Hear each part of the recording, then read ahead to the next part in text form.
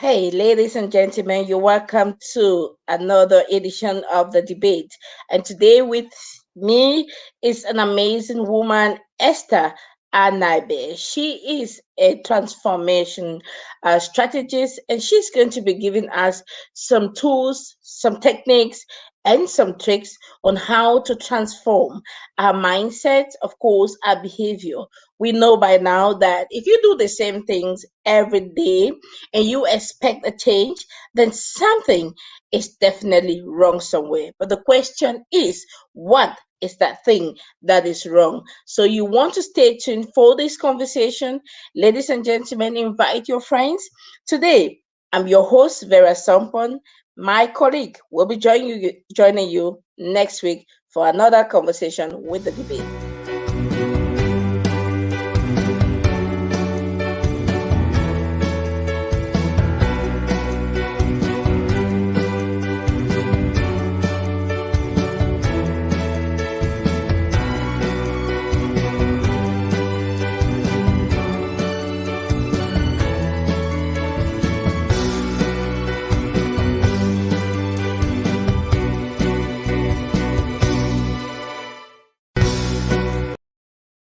Thank you back. Thank you for joining the conversation today, ladies and gentlemen, with my guest speaker, Esther Ainabe. Esther Ainabe is a transformation strategist, and she will be telling us, of course, what it is behavior transformation. Ma'am, you're welcome to the debate, and today we are talking about behavior transformation. Tell us more about who you are, what you do, and why is behavior transformation so important. Good evening, everyone. Good morning, good afternoon from wherever you're watching around the world. I am Esther Ainabe, a transformation strategist and a teacher, a mindset and emotional intelligence coach.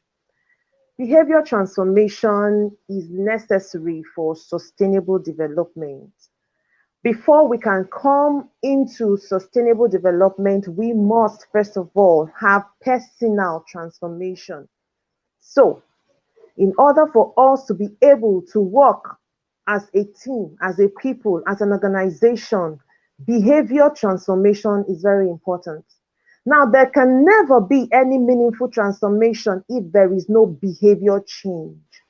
So, no change, no implementation, and no results. So, today, just before I continue, I'd like us to know that we'll be having an upcoming program for as many that would like to change their behavior practically within a 3 month space, within a 3 month period. And it will be happening on the SOPON social services platform, wherein we will be admitting students into our academy for them to have a mind reset, a mind shift, behavior shift. Why do we need this? We need it in order for us to have better understanding of how we each behave and know how to better attend to our needs and how to better resolve conflict for the family, for our relationships with our friends, for our relationships at work, and for a better world. So, if you want to know more about this transformational training, reach out to us on the email on the screen, Sopon Social Services, and you get more info on that. So, welcome to the program. We are about to learn more about how we can actually drive behavioral transformation. Thank you. Thank you so very much, Esther. I appreciate your presence today, and thank you very much for joining the conversation. I am very fascinated about women and people who really want change. Usually, my first question is, how can we start the process of change? What Okay. is this behavior transformation you're talking about? Okay. Behavior transformation, before we talk about behavior transformation, it's necessary for us to define what behavior is. So in this sense, we're talking about human behavior. So human behavior can be defined as the actions or reactions of a person in response to external or internal stimulus. Okay, so it means that from an internal happening, an internal thing that is happening within you, or an external thing, the way you behave around that particular happening determines that action to be a behavior. Okay, so now to understand the behavior of a person, you need to understand how that person will act when something happens. So when you direct a stimulus, for example, you insult somebody, that's a stimulus. That's an external stimulus. That person will either react or respond depending on how trained that person has been. Now, there could be an internal stimulus. Internal stimulus could come from what you're thinking. It will come from a state of not being well. A state of not being well could generate a negative behavior that is not known to another but yourself. So, in continuation, behavior transformation has to do with changing the behavior of a particular set of persons or a particular person. Okay, it involves trying to modify, trying to change the actions, trying to change the reactions into responses of particular set of people or a particular person.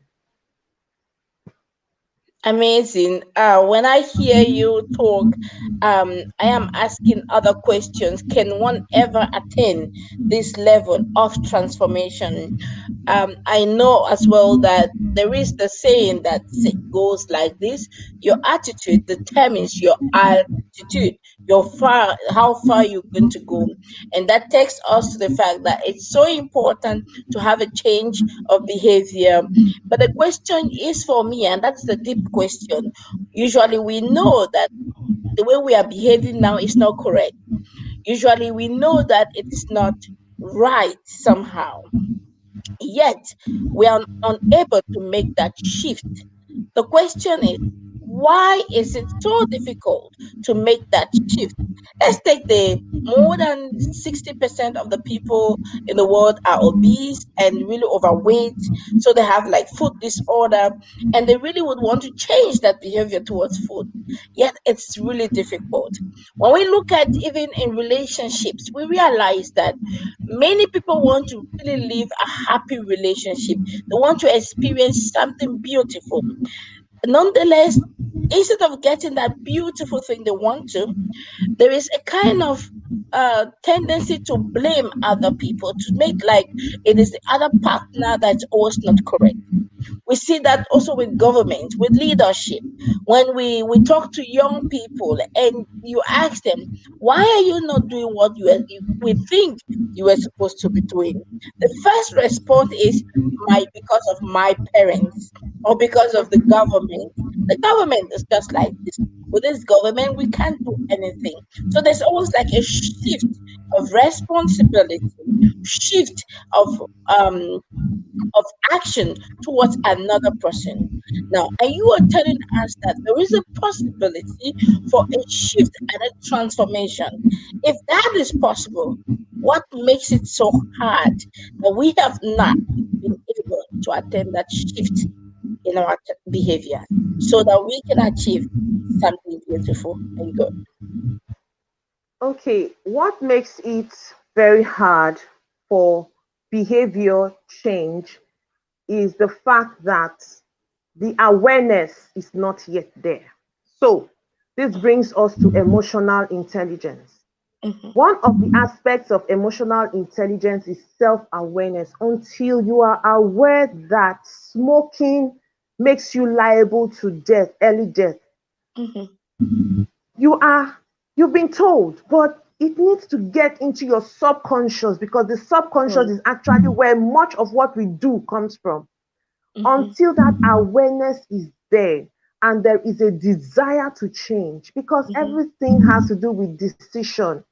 Now, another thing is the kind of person that that particular individual is. Mhm. According to behavior, we have different personalities. We have four different kinds of personalities. We have the optimistic personality, we have the pessimistic, we also have those that are trusting, so trusting. We have those that are envious. Now, when you are at when the person is still at the pessimistic level, he believes that there is nothing that can be done for him. Mhm. It takes it takes optimism for a person that is aware that I need to change this thing. Sometimes we may even be aware that, oh, this thing is not good for me, but like you said, the willpower is just not there. So sometimes it takes a higher level beyond being self aware. Action. It takes a shift of mindset, telling yourself, in fact, sometimes you need to change environment. Sometimes our environment keep us on one spot. You can't tell me that you close from work every day by 4 p.m. You are at the bar drinking and smoking with your friends, and you Mhm. say you want to change a particular drinking habit and smoking habit, the first thing you need to realize, in fact, you had realized 3 months ago that this drinking habit is affecting your financial state in the home. You can't give your wife enough money, but you are refusing to because your flesh Mhm. just loves that drinking. You love to be loud. As you're talking, you are just telling them, please bring more bottles and all that. At the end of the day, it will take you to sit yourself down and tell yourself that the first thing I need to do is not to go to that place on Mhm. Tuesday. Wow, It's amazing. We're going to difficult. come back to that conversation before we get to, because a lot of triggers are in that conversation that I want to just get in to ask more questions. But let's get to welcome the people who are here. We are seeing you all. Thank you, ladies and gentlemen, for always being here.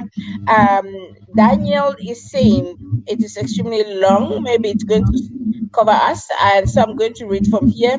Daniel is saying that if we talk about behavior change in the light of religious affiliation and orientation, that's a completely different angle. But if we view it from the psychological and behavioral angle, we we should know that certain behavior traits are closely linked with our temperament, which is 100% natural. Thank you very much, Daniel. Thank And you. Mary De Caro is saying that change is a will of mind. Change is a will of mind. Lillian is saying that um, people today are good at setting a stimulus. I thank you very much, Lillian. Thank you very much, Mary De Caro. Thank you very much, Anna McGilroy, who is here and saying hello, everyone. Thank you for joining the conversation today. We are hoping that you have your pen and paper with you and that you're going to also give us some of the stimulus that maybe can come from you to provoke other people, or again, the things that you think it's important to change in your life so that we can also handle that. And like Daniel said, there are different ways. Either we can look at it at the religious point of view, but I think that this area is also very important to look at it at the psychological point of view, because if we combine both the psychological and the religious or spiritual, then we can be able to have that real solution. Ma'am, let's go back to the conversation. You were taking the example of a young man married and he finishes from work at 4 p.m. and then go directly to the bar, get to drink, and then add to that smoking. And I just want to dramatize it, add to that also womanizing. And he has a wife at home and with a beautiful daughter at home, and he is behaving the way he is behaving. And I believe that he knows that what he is doing is not correct, and but somehow he is unable to set himself free from that particular behavior. Mary De Caro said a change is a will of mind. But there are some people that their mind are just so in bondage that they can't really do it by themselves. And you also mentioned about the subconscious mind. That's where everything comes from, right deep. Usually people push that one so deep and live at the surface of the conscious level, and so that unfortunately for them, the unconscious still dominate. That's why they're unable to make that change. Now, my question to you is, how can we provoke that subconscious mind to be able to reflect towards the day-to-day life, so we can be able to have the will, or the will of the mind to change and improve our lives? Okay. When it comes Um, to mind, when it comes to behavior, when it comes to trying to effect transformation, personal transformation, there are gates to the mind that need to be looked at. One, what you see. Two, what you perceive. Three, what you taste. Four, what you hear. Then what you feel. Now, the people you spend time with are a major part of what goes into your subconscious. The activities you engage in with the people that you spend time with goes into your subconscious and lives in there, that even when you leave those people's presence, you are constantly thinking of those things that you did with them. So, in order for us to be able to enable our subconscious mind to give us the results that we seek, we must consciously affirm affirm the things we want to see, then take ourselves away from environments that do not feed the kind of future, that will not feed the kind of future that we desire.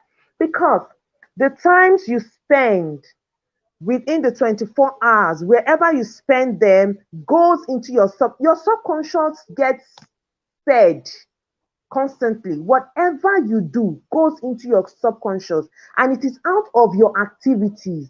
It is out of your activities that your subconscious gives you its own feedback, its own results. So you cannot be doing a particular thing constantly, consistently. You cannot be involved in an injury to harm your present and your future and expect a miracle to happen, something different to happen for you. So, in order for the subconscious to be well fed, you need to watch what goes into you. You need to watch what you allow into the 5 areas of your life that things will come true. You need to feed your mind with the right thoughts. You need to take action on those thoughts by acting right. You need to speak right. Your affirmations are very, very powerful.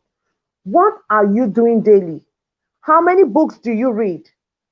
What are you see? You can't just be whiling away your time procrastinating and think yourself. Your subconscious mind takes in. It takes in. In fact, pictures are so powerful that your subconscious mind takes in everything about the places that you visit, takes in everything about what you hear, your taste, your feelings, your urges. They are stored there, and it gives you back what you have put in there. So that is much about the subconscious practically. If we need to go into it scientifically, we will spend much more time here today, but just practically, that's my response.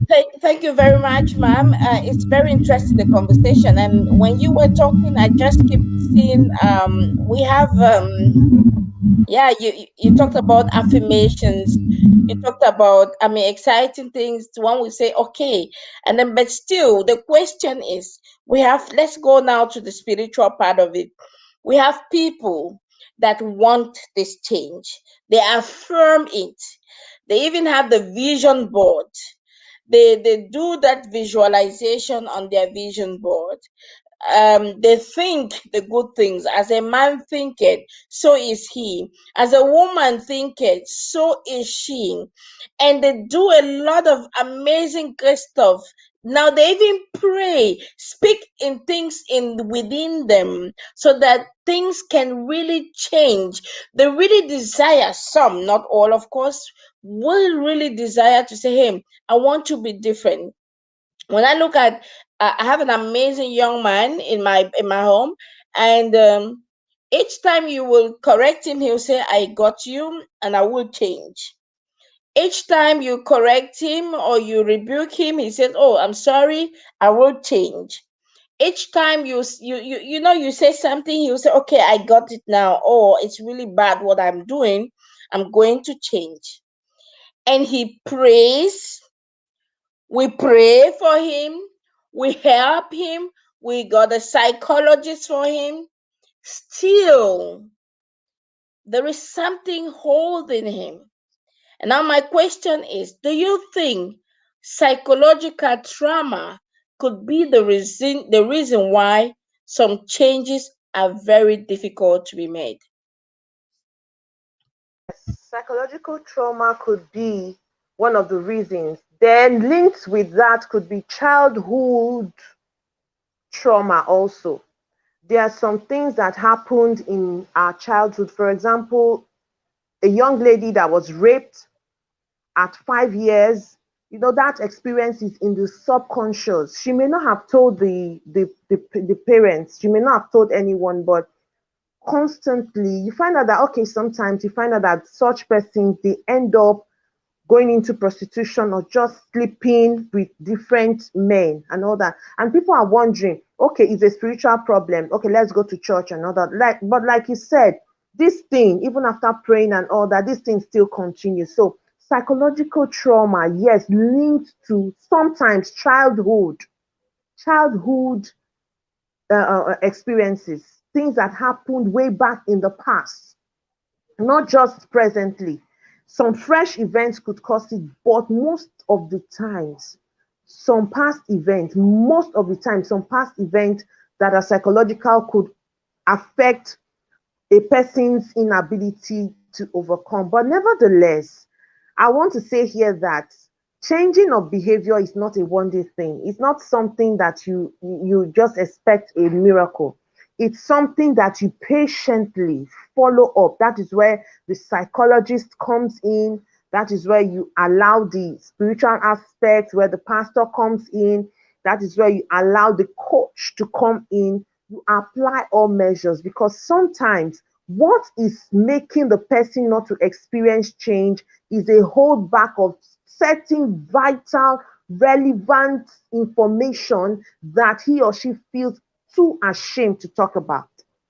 So until that particular information is released, the antidote, the solution may not be gotten for that person. So definitely psychological trauma and certain environmental factors where we grew up and many of those things, they just keep people in one spot and let them know that you can't be better than this, you can't live this particular you can't live this particular bad behavior, bad attitude, because your father was like this, your grandfather was like this, and everybody in your generation, they have to continue like that.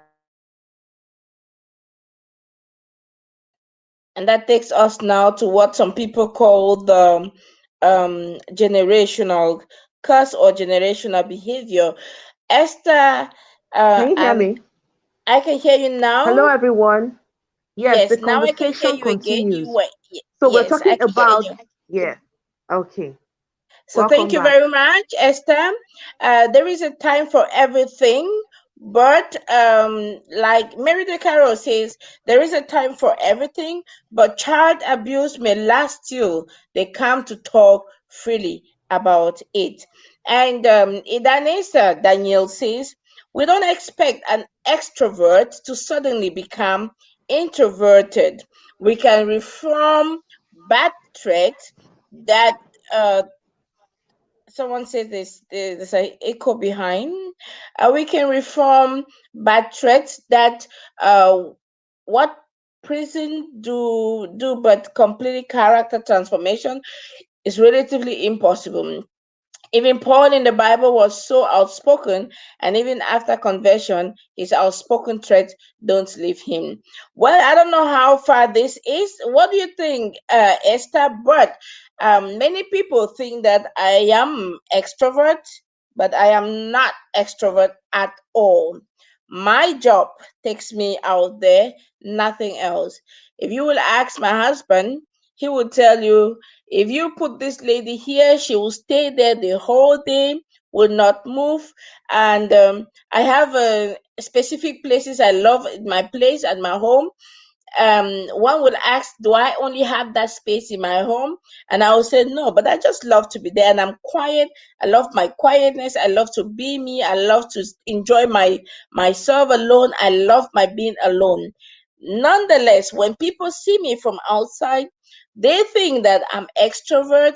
They think that I really am outspoken, but it's just my job. So Daniel, I don't know, but that's my opinion to that. What do you think, Esther? Daniel says we can't change someone from his original trait. What do you think? Okay.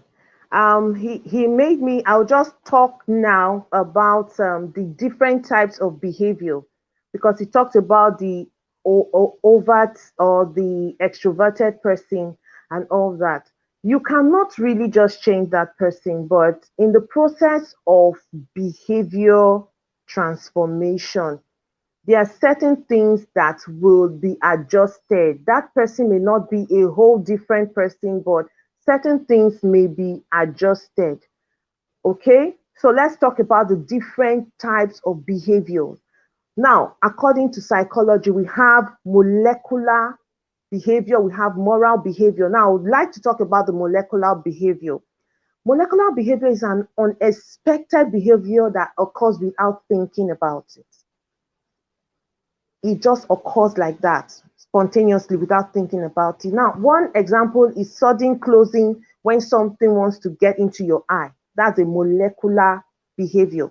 Now, moral behavior, unlike molecular behavior, is the type of behavior that occurs after thinking. For example, a person may decide to change his way of thinking about who you are after listening to conversation from a third party about how you helped him or her. So that is moral behavior. Moral behavior has to do with your conscience being involved. You are not just doing things because you want to do it. Then we talk about overt and covert behavior. What is overt behavior? It is a visible type of behavior that can occur outside of human beings, such as eating of food, riding on a bicycle, and playing football. These are examples of overt behaviors. Then covert behavior is a behavior that is not visible. It's not visible. For example, thinking. Thinking, when you're thinking, nobody sees, nobody can see or search through your mind to know what you're thinking. Okay. Then we'll talk about voluntary and involuntary behavior. Voluntary behavior is a type of behavior that depends on human wants. We can characterize walking, speaking, and writing as voluntary behaviors. Now, unlike voluntary behavior, involuntary behavior occurs naturally without us thinking about it. E.g., breathing air is a perfect example of involuntary behavior. This will now take me to the four different personality types according to behavior. Now, an important research study in human behavior has classified human personality into four types, which are optimistic, pessimistic, trusting, and envious.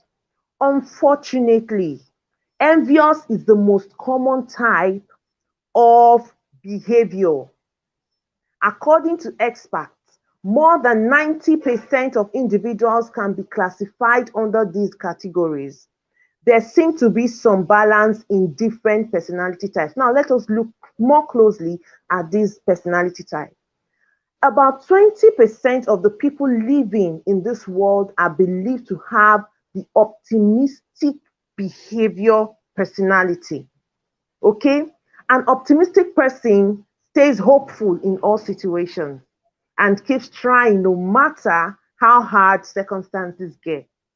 Furthermore, these people can be pessimistic in some situations. Take note, optimistic people can be pessimistic in some situations. Now, pessimistic, there seems to be some balance in different personality types. About 20% of people in the world are estimated to have the pessimistic personality behavior.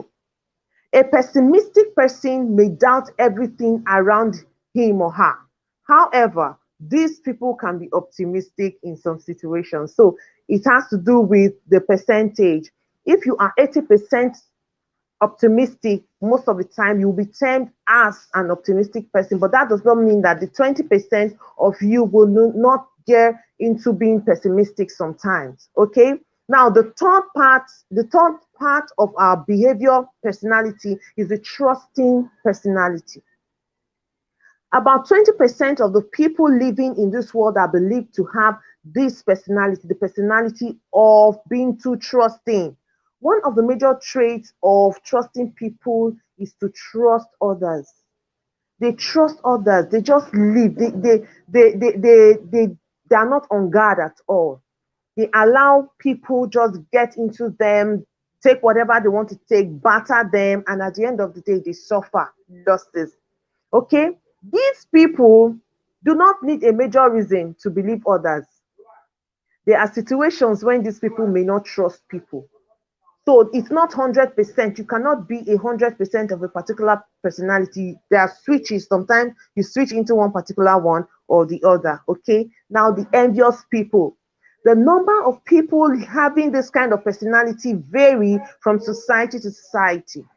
According to research, we are discussing here about 30% of people in the world are estimated to have this personality.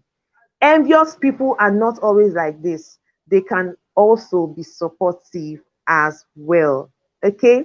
Now, it's important to mention that a single person may become optimistic, pessimistic, envious, and trusting. It is due to the reason that these traits exist in all human beings. So, all of these four traits exist in all human beings. The people who are able to easily trust others are known as trusting, so on.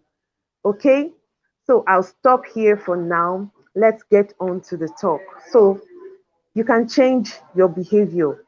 You can change your behavior, not totally, but gradually. It takes time. You just have to be patient. Okay.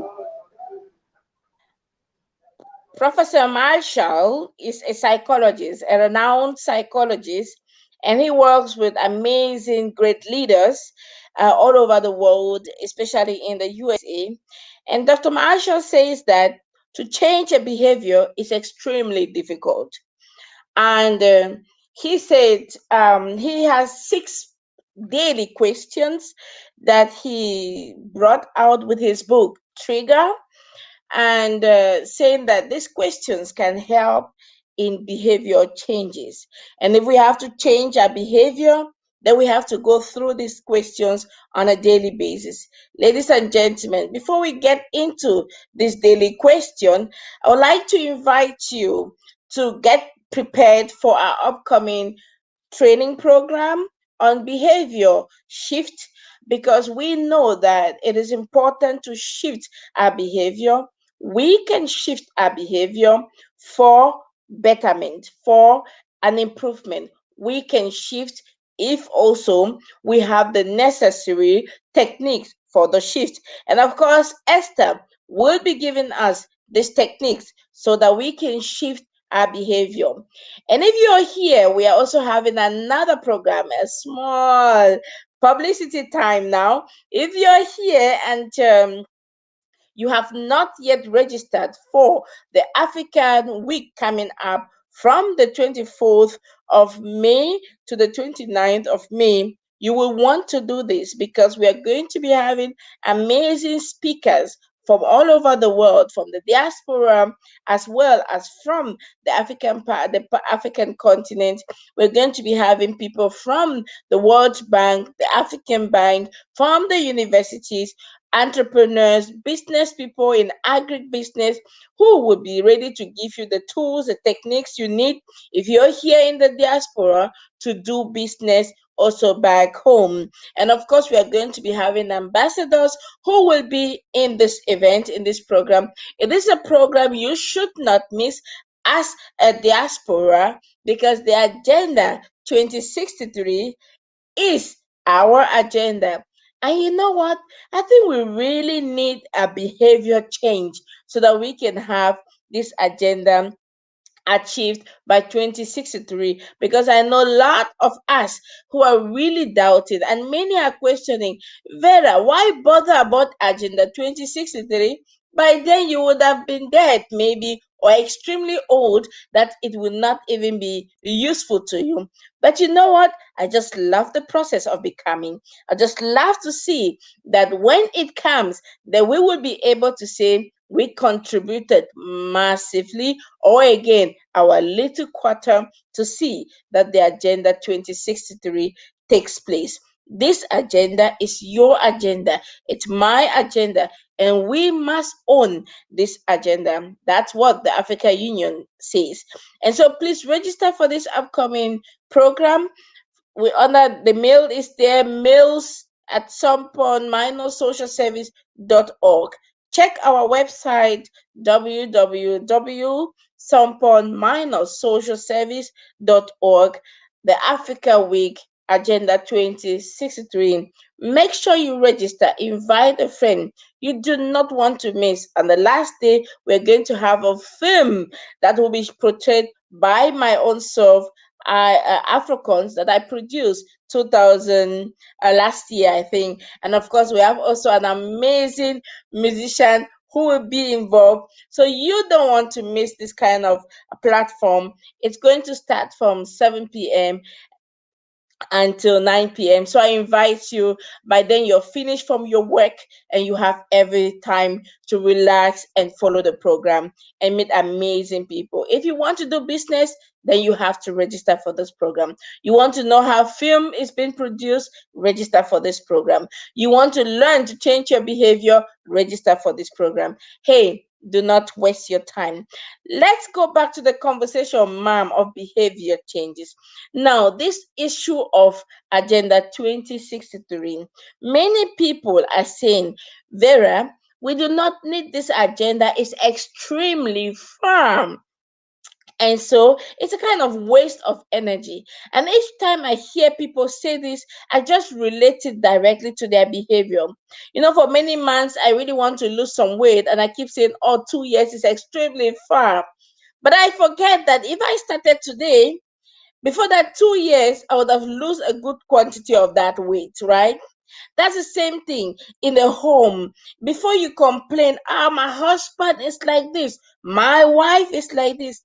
If you had focused just on you, working on your behavior, working on the things to change in you, you would not even observe the other person because you'll be so focused to work on you to change that behavior.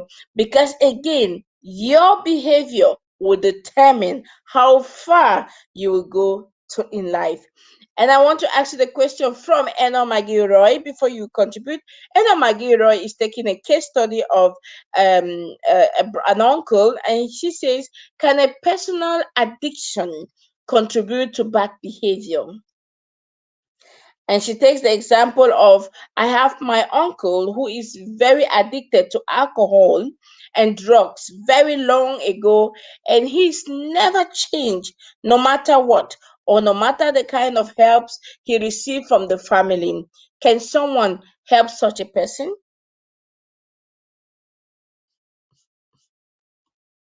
He can be helped. That kind of person needs a good support system. Now you need to watch, first of all, where does he go to? Where are the places that he usually proliferates? And what kind of support system does he have at home? Does he have a wife? Does he have children? Because behavior transformation is easier when you have loving and caring support around you. Because whatever you do out there at your place of work, whatever you're trying to implement, there is always a place you come back to, which is the family front, which is your home. Sometimes a vacuum in the emotional life of a person can actually help trigger and increase a particular negative behavior. So the thing may not just be that man, but it may be the triggers, the stressors he's getting from the external environment. It may be that he's even trying, but if he has a wife that is always nagging at him, that is always making him, when he's not drunk, she's always reminding him that oh, you're talking normal now. I know in the next 30 minutes you will still go and drink again. And the next thing, he's feeling bad, his mood is changed and all that. So a support system, a good support system, it may even involve um, extended family members beyond the nuclear family members. They come into the man's case, he will be able to stop, because before you stop a bad behavior, you must have a replacement for it. So if he likes alcohol, what have you taken out as a replacement? You can't just leave him like that. He's used to taking alcohol. So what is that thing? First of all, we have identified what needs to be changed. What needs to be changed is the bad attitude, the negative attitude of taking alcohol, which can actually resolve results in him acting out of context, maybe like shouting, fighting, or getting into the gutters and all that, which is embarrassing. Then the next thing is you want him to stop taking alcohol. What are you going to replace it with? Is it water? Is it fresh pineapple juice? Is it fresh watermelon juice? Is it something that tastes almost like it, but it is not that same content? So very important. He can be helped, but with assistance, real assistance from external assistance from his family, his extended family, and even some caring friends. Sometimes you need to spend like 2 weeks with him in the house. Get people, like you're having a vigil, or you're having you're having time out with someone, you just want to check on the person. At the time you're supposed to be at the bar, you're watching film with him. What are you exchanging with that alcohol, that time with alcohol, that relationship, that romance with alcohol? Something needs to be there. Okay. Sometimes good love, good attention can actually help a long way. So Thank you very much, Esther. This is very challenging, but we hope that the people will get the right support system. Now, you were talking about support system, and it reminded me of a lady called P.S. She is she is a psychologist, but added to her psychology, I observed she's doing a lot of talking a lot about deep consciousness, the deep consciousness on, and she goes further to talk about rapid transformation. And when I observed her, I read her books, and I realized that when she talks about rapid transformation, she's taking people back to their childhood and giving them the possibility to reflect what happened at the childhood, and then come out from there to be strong. And she has used this method many times, and it seems to be working for some people. Now, when I look at her method, which makes me think it's a deep reflection, it's deep reflection, deep meditation, a conscious talking to yourself. I ask now the question, if it were so easy, I'm going back now, we have people that grew in the church, that they have heard good stuffs, because I consider that for me, Jesus Christ is like my greatest psychologist. So if I want to have some good conversations, then he is the better one, no other person.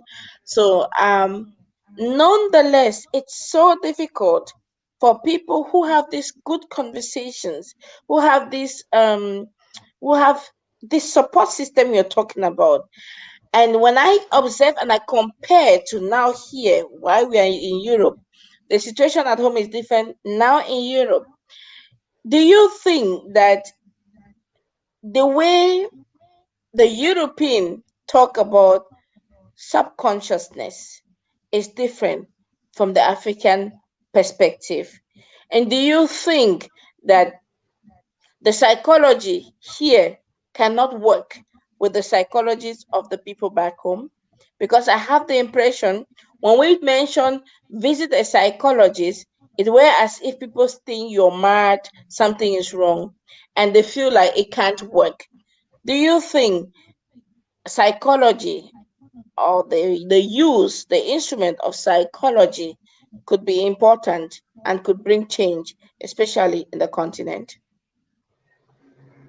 Well, I do not. For now, it's not something that is embraced by the majority of Africans, because most times when you talk about psychology, it's linked to mental disorder. People don't want to see a psychologist. Instead, they prefer you to say, okay, I want to see a coach, I want to see a mentor, I want to see just a doctor. When you say psychologist or psychiatrist, they don't want to hear that at all. So the ideology in Europe definitely differs from the ideology here when it comes to talking about behavioral transformation, behavioral change, talking about the subconscious. It is way different because right in Europe and North America, we have centers where people can walk in and just share their experiences and onboarding, and that helps them to be able to let go of certain negative emotions which affect their behavior positively. But here you don't have that. There's nothing like that because it is not seen as important. It is not seen as necessary. So that in itself is a support system because you can actually book a meeting with a psychologist and you talk and you express yourself, and the problems, the issues are traced to the root, and you have solutions. So there is difference. There is difference. And I don't think when it will when you're work here. talking when you're talking, I just remember that people say, I don't know how to put this, let's, so that it's not like we are generalizing the issue. I still have the impression that it is difficult to have a conversation with some people at times, even just with different point of views. Just the having the different point of views, people get triggered, people get Yes. so angry, people get so disturbed. And I think that there is a lot of work to be done there.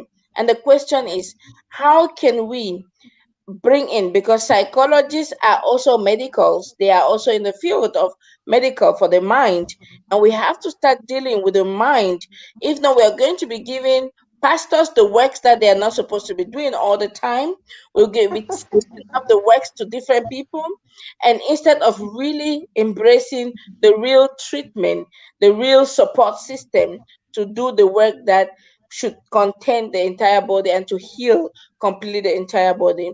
We need the spirit, we need the mind, we need the psychologists, we need the social workers, we need the counselors, we need um, all these people. And the question is, how can we bring this bit by bit to the community, to the people, so that they understand that a psychologist is just another doctor you go to talk with him when you're overwhelmed? Okay. This aspect is an aspect of public health, creating awareness through education, going to the grassroots, going to the hinterlands, going to our fathers and mothers, the farmers, going to those that do not have access to the radio, to the television, going to the market women, really taking our message to them and letting them know that when your child has an issue, when you have an issue with your behavior, negative behavior, it is not a bad thing for you to employ the services of a psychologist. And in during interaction, some of them will tell you, but I cannot afford it, and all of that. So this is where the NGOs, the non-governmental organizations, can come in, spread the news, go to the grassroots. We are part of the non-governmental organizations working at the grassroots, reach out. Then, as we increase our awareness, as we do our jobs, we'll reach out to the government and let them know that this is a partnership. We need to educate our people, because what will liberate Africa is a different kind of education. What is going to liberate Africa is a change, a shift in the mindset that we used to have about who we are and how we are supposed to lead our lives. So, taking this information, this education to the people, and actually carrying out outreach programs. For example, employing the services of a psychologist, get two or three. You say you're having an outreach, you add there, you say you're going to have free eye care, then you're going to have attention given to people that need to onboarding, people that have problems, issues that are eating them up, that they cannot explain, that they cannot express. You won't use the word psychologist. When the person comes, the person attends to as many persons that come. You see women that have issues in their marriages. You see women that are battling with children that are stealing. You see women that are trying to help their children go out of pornography, homosexuality, and all that. At the end of the day, you get feedbacks from them, because you ask them, say, mama, that person, how do you feel talking with this person? That person that spoke with you, how did you feel? And the person will say, oh, I really liked it, and all that. Then you now explain who that person is and how that person can engage the services of such in his environment, and also tell others about it. So it's education and practical show to the people that these people are part of us. We need them. But when you just mention the name, they'll run away, even in the city, and say, psychologist, I am not mad. I'm not a mad. I don't want to go near. So just with wisdom and love, we just present these people to them, and with time, they are the ones asking, when is that auntie going to come again? We want to see her again. Good. Mhm. By that, we'll Thank you just very much. I love every area of work, and so I make use of all those aside those people, because they're doing their job, and so I really have it difficult. Also, when I started the work of counseling as a social worker or social educator, well, we really had times with the government and the clients, because the clients were people with African descent, and it was so difficult for them to get the help of psychologists, and so we always had to say, instead of saying a therapy, you have to say it's a time of exchange, a time of conversation. And but when we get to our funders, we say, okay, it's therapy, it's psychology, and all that. So a very tough situation, but I think, like we said, we need education. We need to make the people understand that a psychologist is a medical doctor as well, but the doctor of the mind. And it's important that we make use of that, so that when the mind is sound, the body is sound, the spirit is sound, all things will work together, and it will be where they will have the body, the soul, and the mind that will edify God, because God also gave them the wisdom to do the work they are doing. So they are not there to make people mad. So, and Boli for Elvis say most Africans do not go even to the hospital when they are sick. Sorry, talk less of a psychologist. I have to just laugh here. Elvis, Elvis says most people or most Africans don't even go to the hospital when they are sick. Talk less of a psychologist when they are having a behavior or emotional issues. Ma'am, tell us a little more about emotion and emotional intelligence, and how we can manage. these emotions, because emotions, and especially the detrimental, difficult emotions, are and can be detrimental to our future. I had a young lady, I have a young girl in my place today, and she got up very early. We had already planned we were going to go to the office. Got up very early, did the thing because she's an amazing, respectable woman, young girl, and very, very good mind thinking. Prepared everything, did everything, and so she was the first to do everything. She finished quick. Now we were not so quick like she wanted us to be quick, or the brother was not quick like she wanted the brother to be quick, or myself. And then she got angry and said, "You know what? I'm not going again to the office with you people." And I looked at her and said, "Oh my word, how I wish you understand that some good gifts were in the office waiting for you. But because of this behavior now, this bad behavior, this gift is gone as well." And usually, our behaviors, we lose a lot of beautiful gifts. We miss a lot of amazing stuff because we are unable to manage our emotions. In a few words, ma'am, how do we get this emotional management, managerial skills to manage our emotions? Emotional intelligence helps us to be able to manage our emotions. And what are emotions? Emotions are found in the non-cognitive part of our mind. Okay? Now, the emotional part of a human being usually plays out in the behavior. It affects the way you think, it affects the way you react or respond to what people say. Now, emotional intelligence helps you to be able to manage your emotions. It helps you to be able to get angry to the right extent, because most people feel that anger is 100% a bad emotion, but it is not. Anger is not is not to be erased from the human emotion totally. It's to be trained. It's to be trained. You can express anger to the right extent. But that is where the difficulty is, because oftentimes the negative aspects of our emotions usually want to override the positive aspect of our emotions. So, self awareness, being aware of who you are. Who are you? Your identity. When you know that you are royalty, when you know that you are a queen, you speak with the exactness of a queen. You may make mistakes, but the moment you realize, you remember, oh, this is who I am, you readjust, you put yourself in place, self awareness. Then the next tool to use in controlling our emotions is self control. Control your emotions. Instead of going overboard over a particular thing that happened, you decide not to go overboard. You decide to check yourself because you are already aware. Self awareness helps you to remember that you are in a place of honor, you are in a place of goodness, you are in a place of greatness. So you need to try to act appropriately. You cannot be perfect, you are not expected to be perfect, but you're expected to show some level of responsibility.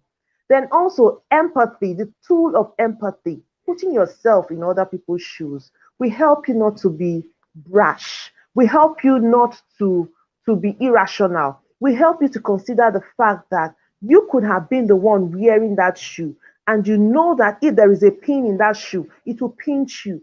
So empathy is one of the tools also. In addition, we will give you the other tools to manage your emotions when you come for our program, the behavioral shift that is coming up. We have a lot packaged for you. We can't dole out everything. You see, 1 hour is not even enough for us to talk. 2 hours will not still be enough. But we have a lot packaged for you. We want you to get into our conversation. We want you to give us a piece of what you know so we can learn also from you. So we look forward to it. More about emotional management when you sign up.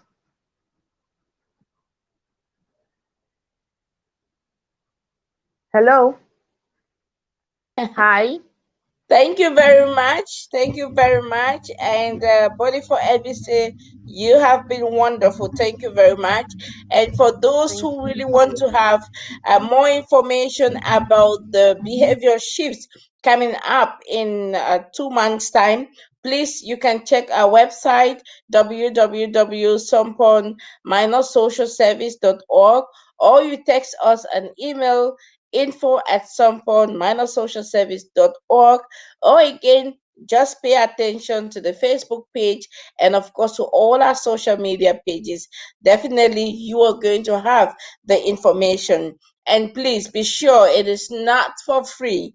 So you're going to dip your hands very deep into your pocket so that the change and the shift you want to have will also occur during these 3 months. It's really a time to have information, a time where you're going to be inspired, giving step by step tools for that shift to happen, and a time where we're going to mentor you, we're going to coach you for that 3 months period, that at the end of the 3 months course, something would have definitely shifted in your life. So come prepared and come knowing that there is going to be a shift.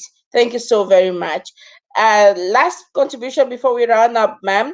Levi says we can control our emotions by not reacting so fast. Always breathe in, breathe out, and listen to your heart. Then you react. And Mary De Caro said, thank you once more. Francois Chukwuemeka says, thank you very much for taking us to the universe of conscience, subconscious, positive thinking, and reflection on ourselves. He's always so amazing to give a concluding statement of our work. Thank you so much, Chukwuemeka, for always being here also with us. Ma'am, give us a last word before we conclude for today.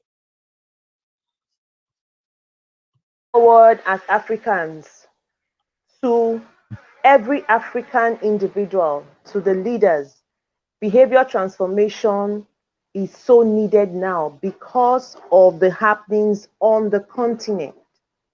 We call on our leaders, we call on you to shun corruption, change the narrative for us, and help us to have basic amenities. Help us to have the education that the African child deserves. To every woman, to every man, remember, you are the one that will change the Africa that you want. You are the one that will change Africa that is from where it is currently now to the Africa that you want. It is time for us to build Africa for Africans. There is nobody, no matter the foreign aids that will be coming into this continent, that will love Africa more than Africans. So let us brace up. Let's begin to speak well. Let's begin to think well. Let's begin to act well. We may not be perfect, but we are honorable people. Honorable people are aware of who they are. They treat their brothers aright, they treat their sisters aright, and they try as much as possible to be humane. So the greatness in you, I celebrate you. Let us keep winning till I come your way again. I love you all. And we love you too. Thank you for joining the conversation, Esther Ainabe, who is a transformational strategist. Thank you for being here with us. Today you had Esther, and of course, Esther is going to have a training program with you. Make sure you register. Ladies and gentlemen, we've come to the end of the program again, and it's always nice to be here with you. My colleague, Elvis Bolifor, will meet you again next week, same time for another conversation. And please remember to register for the Africa Week coming up from the 24th to the 29th of May. Until then, take good care of yourself and bye bye.